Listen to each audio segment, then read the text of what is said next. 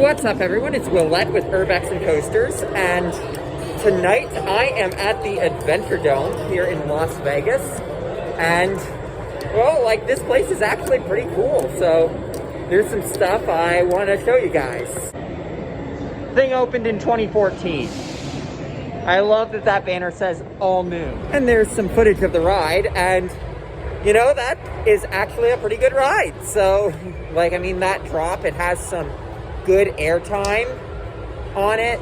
It's also got some good airtime in the pull-up from the drop.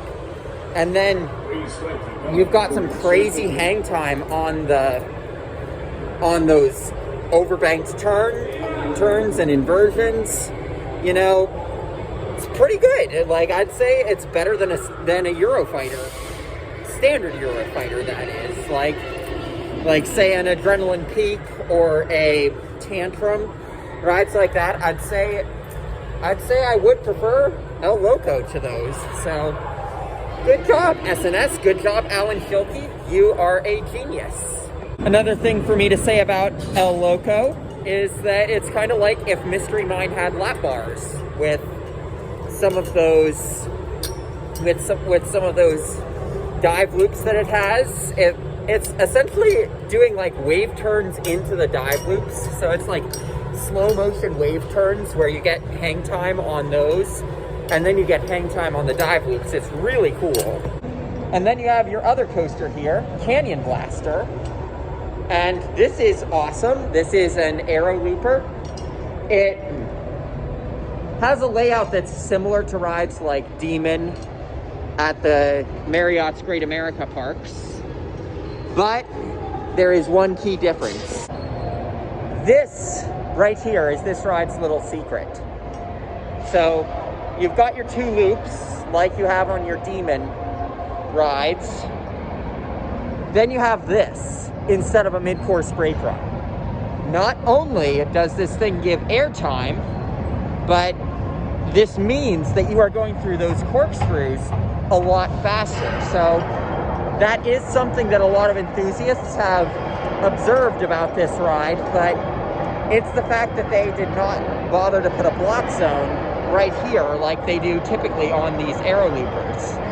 And instead, they had this as an airtime hill, which actually provides pretty good airtime, honestly. Like, it's not Magnum Triangle Hill level airtime, but it is airtime, very much so.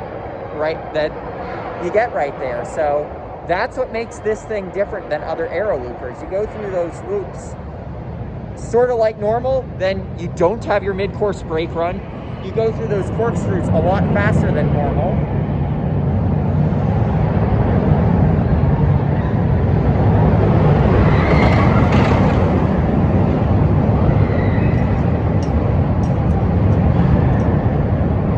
And there's your shot of the train.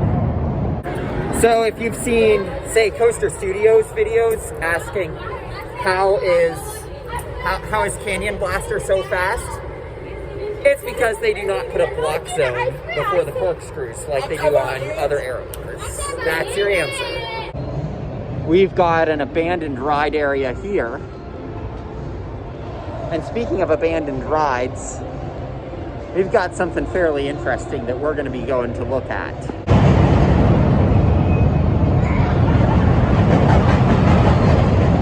Up there, that is the old log flume. And a lot of it is still here, just sitting abandoned because it was all built into this rockwork that still is part of Canyon Blaster. And it's just still here. And a lot of it, and some of it was removed for El Loco, but a lot of it is still standing here. And for those wondering, that is the top of the lift hill. And if you're looking at points from up higher, like say from Canyon Blaster, you can see that there are theming elements still in place. You can see a few of those trees still up there that were theming elements for that log flume. So, you know, it's pretty cool that that is still here. I can't find out how to figure out how to get to the station. It's probably hidden. So, I mean, unlike Buffalo Bills, it's not something that we can just do. But it's cool that it's still here. So I just took another look. It does seem that the log flumes station is gone. So it's not like we can get up close and personal with anything with the log flume like we did at Buffalo Bills. But, you know, it's cool that a lot of it is still just standing there. So, you know, something that I say is, you know, you've got those supports for the lift hill there. Build a coaster on it. You know, I could see like a wild moose, for example, that could work perfectly using some of those supports, you know? There are ways that you could use those supports from the log flume to do something, and I think they should do that. So just throwing that out there. So it's time to have a conversation about a less pleasant topic. So here at Adventuredome, yes, the rides are great, and I want to say that first, and if you're an enthusiast, I recommend coming here 1,000%. That being said, let's talk about the El Loco ride-ups. So there was an issue tonight where there was a girl in line. One of the ride-ops was calling her hot, and the other ride-ops were placing bets on the age of this girl.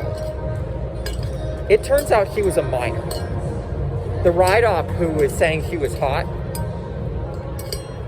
I heard him mention that he was in his 30s, I believe.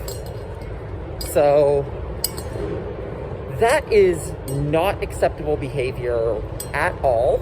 So I just wanted to draw attention to the fact that that was something that happened. If you're an enthusiast, I definitely recommend coming here. I don't want this to be something to discourage you from coming here, but I do want to draw attention to this because, you know, I know companies scour the internet for stuff like this. So, you know, there's room for improvement to be made here. So I want to see improvement made in that regard, because the behavior that I witnessed from those ride-offs was just astounding in how bad it was. I just wanted to draw attention to that.